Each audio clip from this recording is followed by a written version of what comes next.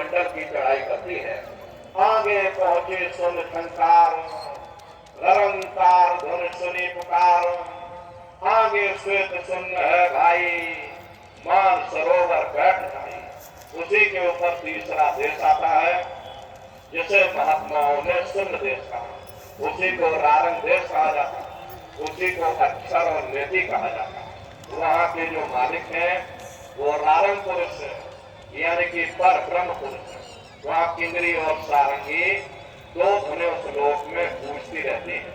और पर ब्रह्म पुरुष का जो स्वरूप है वो पूर्णमासी के चंद्रमा के समान बड़ा ही मनमोहक स्वरूप है। इसी स्थान पर प्रेमी भाई बहनों एक बहुत बड़ा अमृत का सरोवर बना हुआ है जिसे महात्माओं ने मान सरोवर कहा। जब तुम्हारी ये जीवात्मा उस मान सरोवर में जाकर स्नान कर लेगी तो जन्म जन्मांतरों के तुम्हारे मैले पाप कर्म साफ हो जाएंगे। प्रेमी भाई बहनों, ये बाहर के पानी से तुम्हारे कर्मों की सफाई नहीं होने वाली। ये बाहर का पानी तुम्हारे शरीर के मैल को धो सकता है, लेकिन जो पापों का मैल है, जो अंतःकरण में कर्मों की गंदगी जमा है, वो जब साफ होगी जब आप तीसरे मंडल पर पहुंच करके उस गंगा में डुबकी लगाओगे।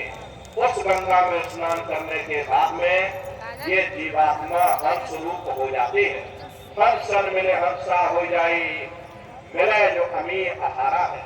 जीवात्मा का खुद का प्रकाश उस समृद्ध के सरोवर में स्नान करने के बाद में 16 सूर्य के बराबर हो जाता है। फिर यही जीवात्मा चौथे मंडल की आवाज को पकड़ करके चौथे मंडल की चढ़ाई करती है। 2 पर्वत के संग निहारो, हवर गुफा के संग पुकारो। 2 पर्वतों को पार करने के बाद में वो बड़ा सुंदर देश आता है जिसे महात्माओं ने भंवर गुफा कहा। वहाँ के जो मालिक हैं वो सोहन पुरुष है, माँ नहीं है। आप है अंक की मात्रा, सोहन पुरुष। वहाँ बंशी यानी मुरली की मधुर ध्वनिया सदा उस लोक में उच्चारण होती रहती है। और सोहन पुरुष का जो स्वरूप है वो दोपहर के सूर्य के समान महाप्रकाशवान स्वरूप है। अरे स्वरूप में अंतर है। पहले स्थान पर निरंजन भगवान का जो स्वरूप है वो ज्योतिष स्वरूप है। दूसरे स्थान पर ब्रह्म का जो स्वरूप है वो सुबह के लाल सूर्य के समान है।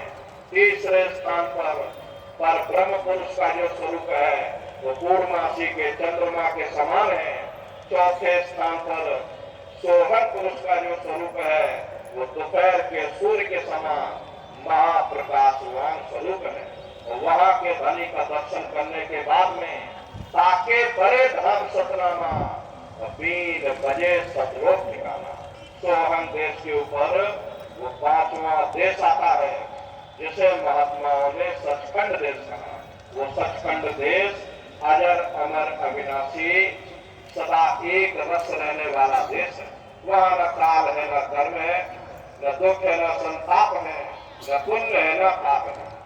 जो जीवात्मा वहाँ पर पहुंच जाती है हमेशा के लिए जन्म मरण के बंधनों से आजाद हो जाती है। वहाँ के जो मालिक हैं वो सत्पुरुष भगवान हैं।